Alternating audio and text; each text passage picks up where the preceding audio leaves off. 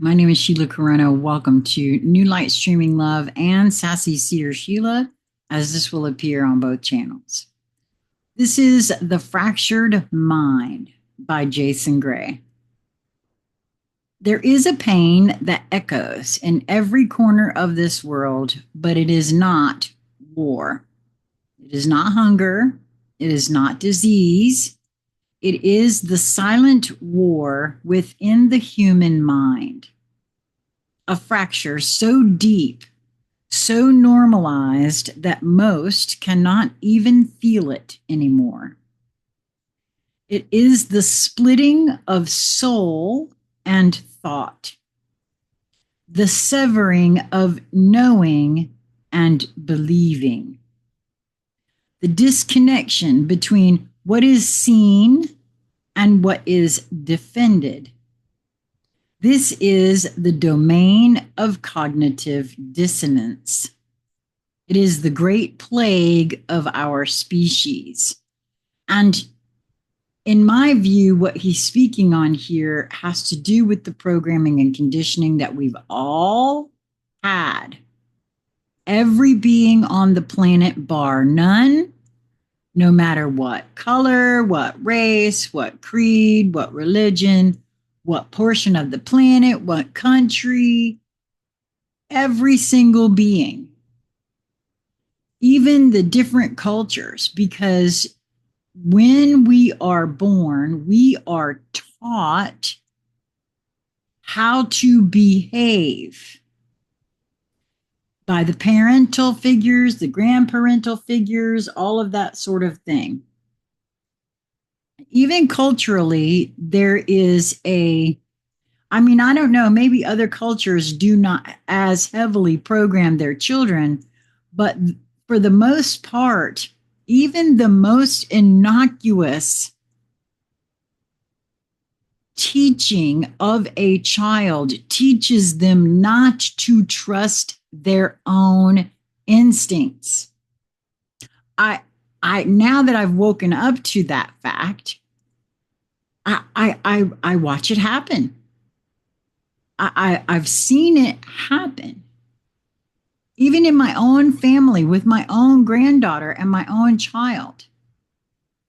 Now that I actually see it for what it is, as innocuous as it seems, it teaches children not to trust their own inner guidance.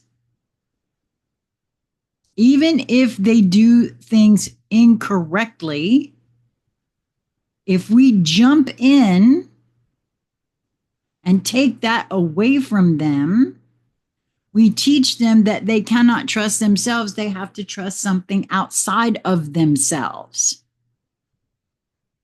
Again, this is just my observations, and I could be totally all wet. I just don't think so at this juncture. And because of the way it happens, it causes different fractures in the mind of the child. And because it happens over and over and over, sooner rather than later, the child begins to ask, is this right? Is this, and looks outside themselves for everything. And even if they don't, that continued fracturing, again, as innocuous as it seems, it causes those tiny little fractures that become fissures of programmed conditioning and institutes trauma. The kind of trauma that takes until you're 63 to start seeing and dealing with, resolving, because of this cognitive dissonance that it sets up. So back to Jason's writings here. I'll repeat his last line. This is the domain of cognitive dissonance, and it is the great plague of our species. So true. Humanity is not simply deceived. We are a species that will violently protect the very systems that enslave us. Again, because from the time we're little, those who love us program us first and teach us to accept outside programming. We will chant for peace while funding war. Yep, absolutely. See it all the time. We will preach about love while teaching fear. Look at the Bible. Absolutely, absolutely. We will pray for freedom while voting for control. Oh boy, howdy. We saw that during the pandemic, didn't we? We will look at a collapsing world, drowning in lies, dripping in blood, burning at every edge, and tell ourselves it's all part of a divine plan. That is not ignorance. That is a neurological override designed to preserve the story at all costs, even if it kills the soul in the process, which is the trauma I spoke of when I said the fracturing begins as teeny tiny children and continues on to be fissures.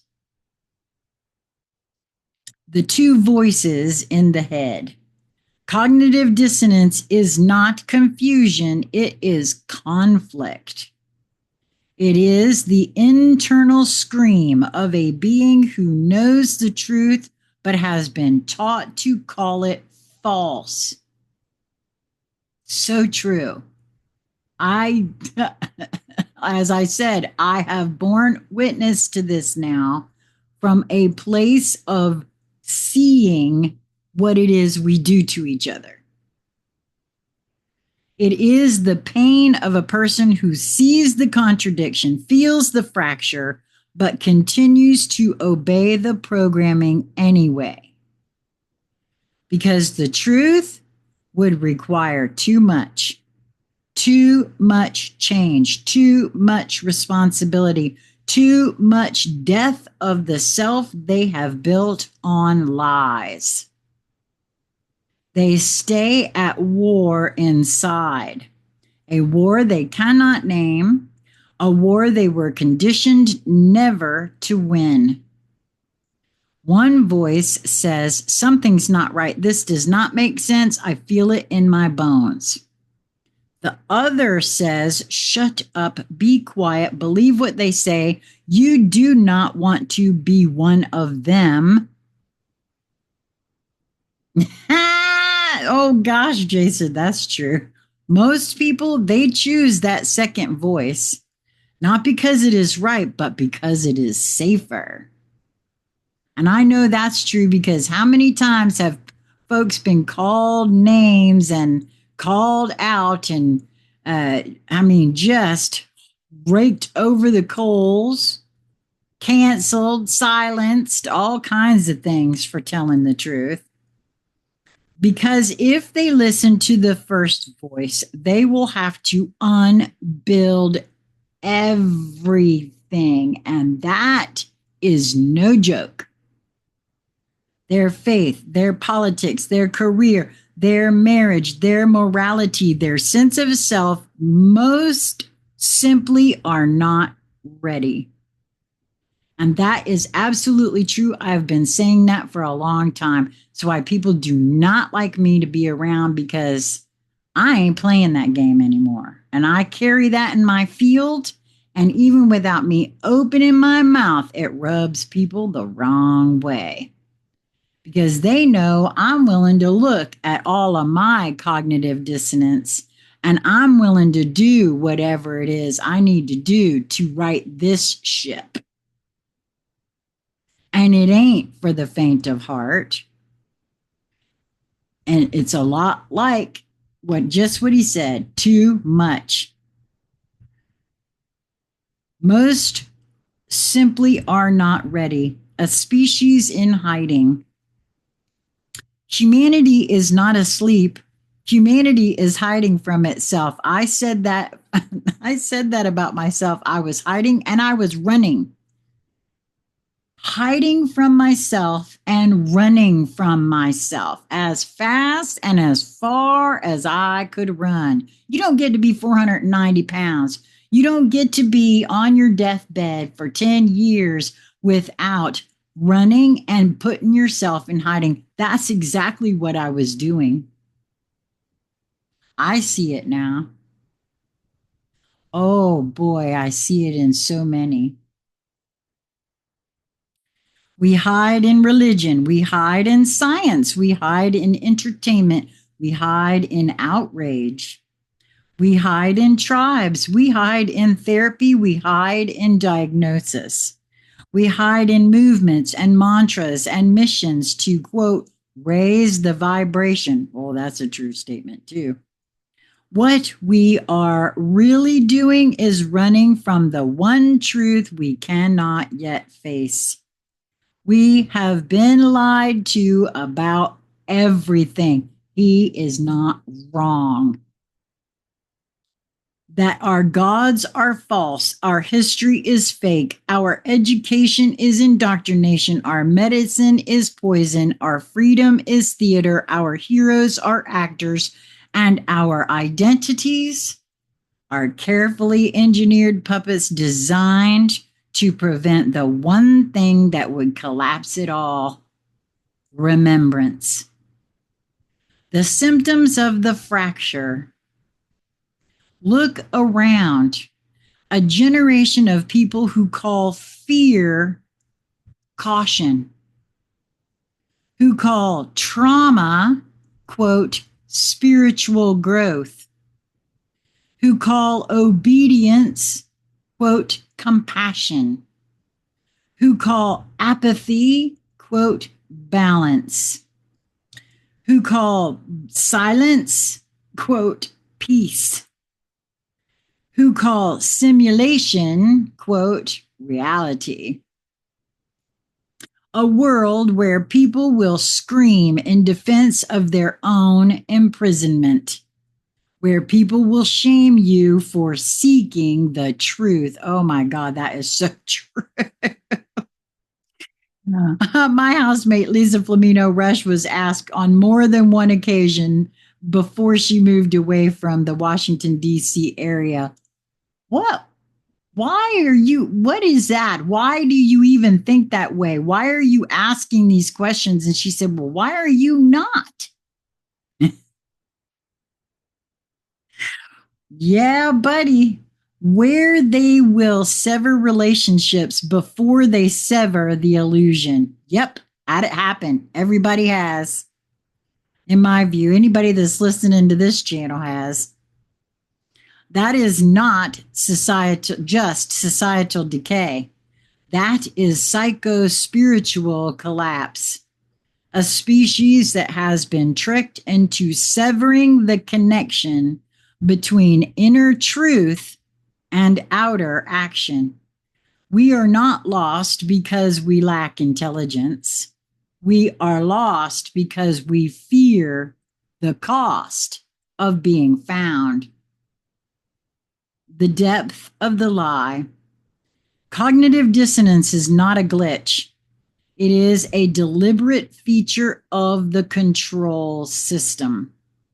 Keep the human fractured. Keep the soul longing for truth while the mind is shackled to myth. Result: a divided being. One who talks about love but cannot feel. One who meditates but cannot listen. One who reads truth but cannot live it. One who senses what is real but continues to invest in what is false because that is where their belonging was built. What does it take to wake up? Not knowledge. There is plenty of knowledge. Books, videos, podcasts, proof. Not proof. There is a mountain of it. Timeline shifts, ancient tech, rewritten scriptures, staged events, visible psyops. So what does it take? Courage. The courage to feel the fracture without running. And that, my friend, is a true statement. That's what I mean when I talk about the courage to ask oneself questions over and over again. See, sense, and feel that trauma. Sit with it and resolve it. And that is the heavy lifting work, the shadow work, the going within, the resolution of trauma, programming, and conditioning. And it's the only way out. At least it's been the only way out for me. The courage to say, I was wrong, and oh, trust me. Trust me, as someone who has stood with their hands on their hips and saying, it's my way or the highway, and I'm right and you're wrong. Trust me, as someone who lived their entire life like that. That's the only way I could do it, was to have the courage to see where I was wrong and accept a new concept, a new way of looking at everything. Most importantly, myself.